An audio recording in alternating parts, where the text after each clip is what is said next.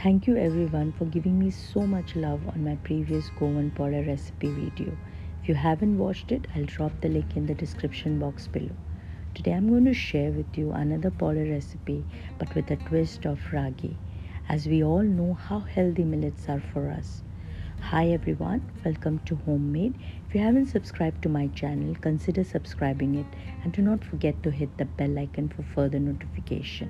So let's get started. Firstly, in a bowl, we'll take 1 cup of whole ragi. Along with the ragi, we'll take 1/4 cup of rice. We'll wash them thoroughly and soak them in enough water for around 7 to 8 hours. Do not skip this step of soaking, it's very important. After soaking the ragi for 7 to 8 hours, time to grind the batter. For that, we will take 1 cup of freshly grated coconut and a mixer grinder jar. Grind the ragi along with the coconut using the soaked water. Grind it in 2 or 3 batches. Now here the batter should be very smooth. To know how smooth your batter is, take little batter between your fingers and rub it.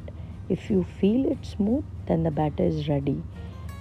Grind the remaining batter the same way using the soaked water and the coconut and transfer it to the bowl. The batter consistency should be running. Clean the mixer grinder jar with water and add to the batter.